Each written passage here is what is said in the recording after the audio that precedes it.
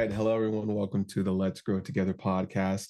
Uh, we're here with your host, Ray McKetty, and my co-host.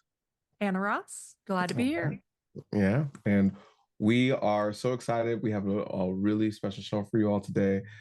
This is our kind of deep dive interview with our CEO and fearless leader, Mr. David Chiles. So if everybody could just give him some love as we welcome him to the podcast and kind of kick him off. This is our first interview. And we thought, who better than the CEO to kind of get the ball rolling on everything.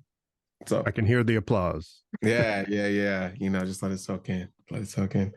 And so, David, we have some questions for you today. But before we get into all the meat and potatoes, one of the things that we kind of wanted to know about you is, what brings you joy? Oh, what brings me joy? Mm-hmm. Wow, that's a loaded question because there are lots of things. I think for me, I've come to realize that helping other people is a priority, and I guess sometimes I do that more than I help myself. But at the end of the day, it's just experiencing. What brings me joy is watching and seeing people go after things and actually doing it, being brave, being courageous, being resilient, all those good things, but doing it, for a purpose. And when that purpose is important and you can help somebody or push them along, right, that brings me joy.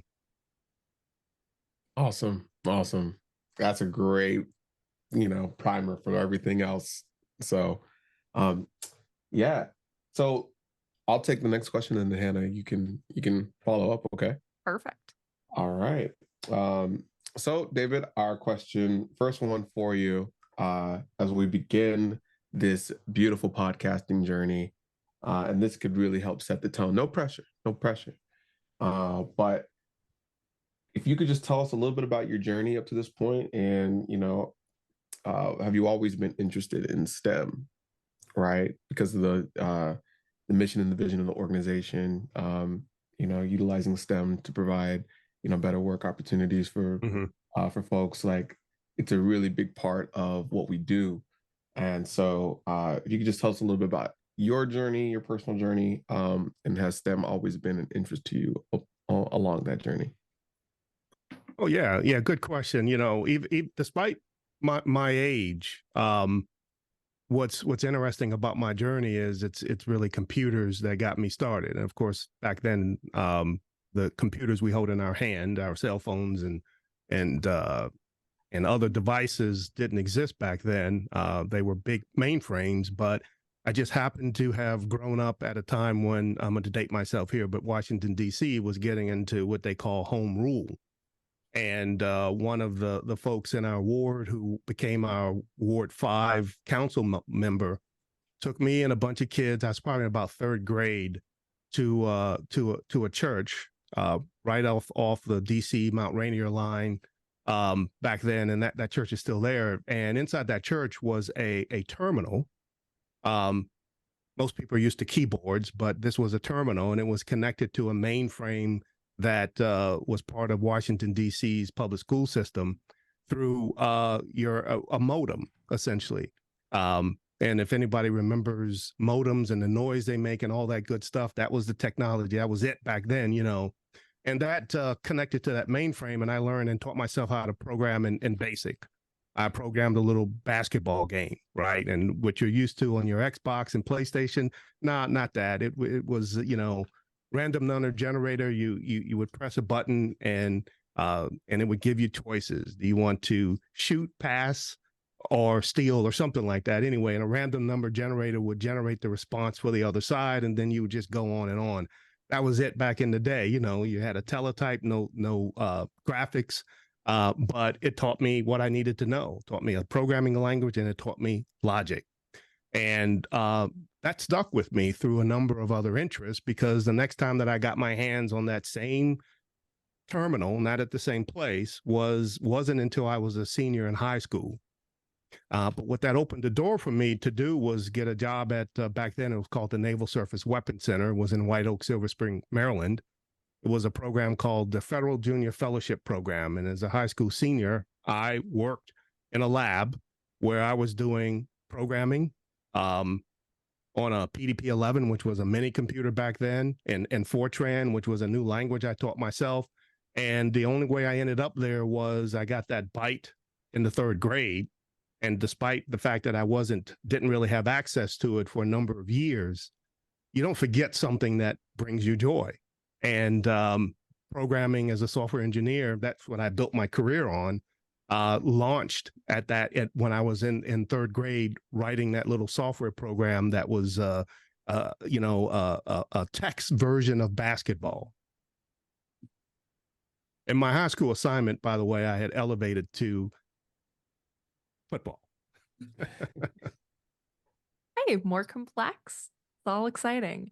Exactly. So you've mentioned a bunch of different things. You've mentioned following what brings you joy. You've mentioned being brave about taking chances.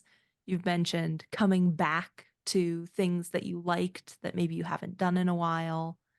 But when you think about what your advice would be for teenagers, young adults, people looking to get into STEM, what would your advice to them be?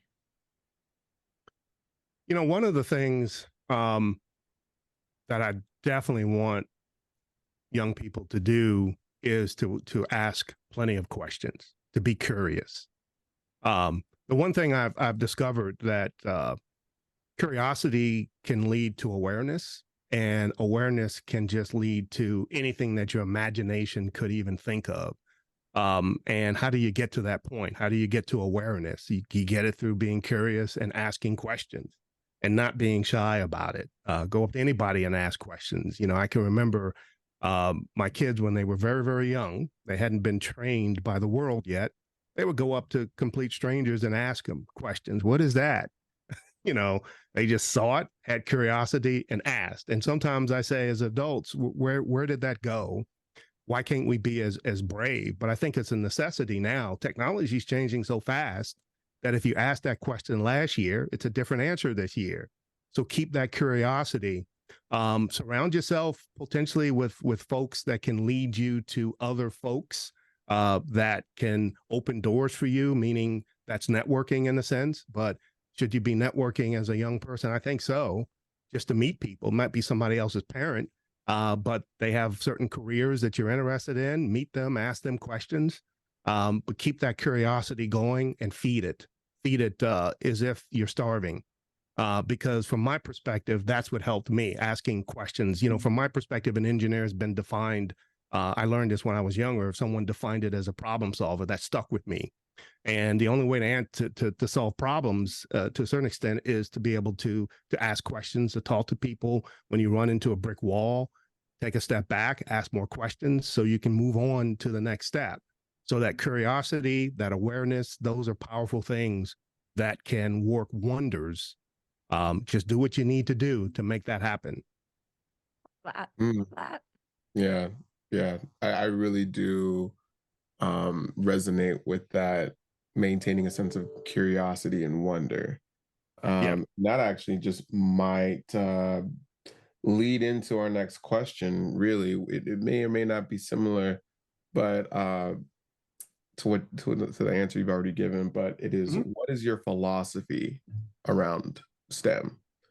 Like what is, I've heard the curiosity and wonder, but like in terms of your philosophy and like what role it plays in the world, et cetera, whatever that question means to you, what is your philosophy around STEM? It is, similar to a certain extent. I talked about curiosity, of course, but I think, if I zoom in on that, it's kind of never stop learning. And I think curiosity, of course, and awareness are tools that you can use to never stop learning. Certainly asking people questions, all of that kind of ties together. But the mindset is kind of what I'm talking about. And I sometimes refer to that as continuous learning. I just never stop learning.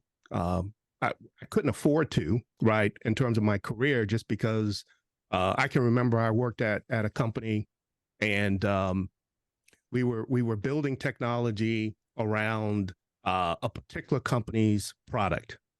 And then out of the blue, the company said, we're going to change direction. And now we're going to concentrate on this other company's product. Well, I had been learning that on my own. And to be honest with you, I think that was the difference between the people who got laid off and me, because I could still be valuable to the company and still continue to move forward. And I just never forgot that lesson of, okay, learn something, pick up a book. And today, man, YouTube videos, there's LinkedIn Learning, Skillsoft, I think, is another website. Udemy, there are all sorts of tons of ways for people to learn new things. And people put that stuff up on purpose. Of course, they're trying to make money and so forth with what they're teaching. But the value is there's a mass amount of information. So I would zoom in and say, no matter what discipline you're in, never rest in your laurels, as they say.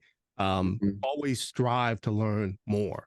If we go in my other room, I've got two 3D printers that I brought, probably inspired by someone here at Let's Go. I've got all sorts of electronic kits that I've been playing with, right? If our students are going to do with it, I'm going to get in and see what that experience is like.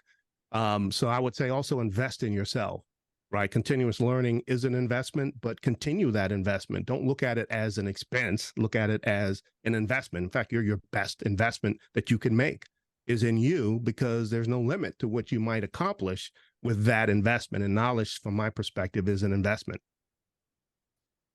You've mentioned a few times that the world of STEM is changing and it's changing fast.